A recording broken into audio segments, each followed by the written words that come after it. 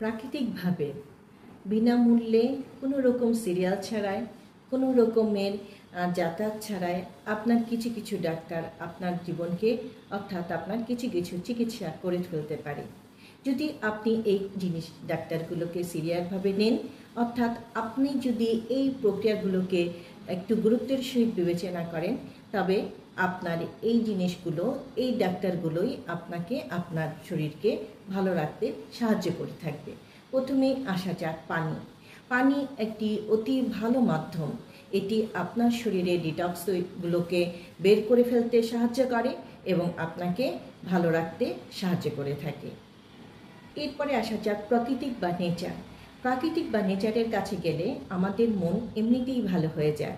তাই কিছুক্ষণ সময়ের জন্য আপনি প্রকৃতি বা নেচারের সাথে কাটান, এতে করে আপনার মন প্রফুল্ল থাকবে, আপনি ভালো থাকবেন। ঘুম একটি খুবই গুরুত্বপূর্ণ মাধ্যম। এই ঘুম যদি আপনার ঠিক মতো না হয়, আপনার কর্টিসল লেভেল বেড়ে গিয়ে আপনার মন মেজাজ বিরক্ত থাকবে, সারাদিনই আপনি বিরক্ত থাকবেন।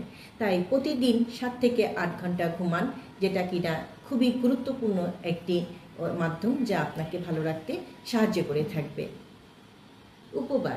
উপবাস বা ফাস্টিং এটি বর্তমান সময়ে খুব প্রচলিত একটি মাধ্যম। এই ফাস্টিং অনেক সময় আপনার শরীরে ডিটক্স করতে সাহায্য করে থাকবে। মেডিটেশন, আপনি অন্তত দিনে 10 মিনিট মেডিটেশন করুন। এটি আপনার ভিতর থেকে আপনাকে প্রফুল্ল অনুভূত করাবে এবং আপনি ভালো থাকতে পারবেন। ব্যায়াম, প্রতিদিন অন্তত 10 মিনিট হলেও আপনি হালকা ব্যায়াম করুন। এই ব্যায়াম আপনার শরীরের অক্সিজেন প্রবাহ ক্ষমতা বাড়াবে, আপনার শরীরে রক্ত সঞ্চালন বেড়ে আপনার শরীরে অক্সিজেন প্রবাহ করে আপনাকে ভালো রাখবে এবং আপনার প্রতিটি অঙ্গে প্রত্যঙ্গের যত্ন নেবে।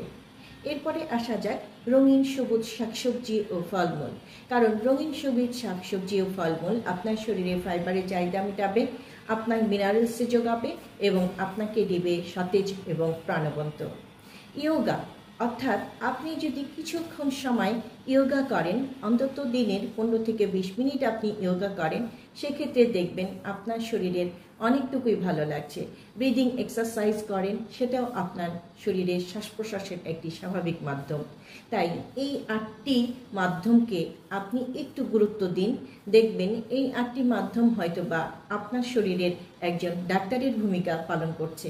কোনো রকম সিরিয়ালের দরকার পড়ছে না, কোনো রকম ওয়েটিংয়ের দরকার পড়ছে না, কোনো রকম টাকা খরচ হচ্ছে না। সব কিছু মিলিয়ে এই মাধ্যমগুলো আপনার জন্য একটি ভালো ডাক্তার হতে পারে, যা কিনা আপনি যদি গুরুত্ব সহকারে বিবেচনা করে থাকেন। ভালো থাকুন, ধন্যবাদ।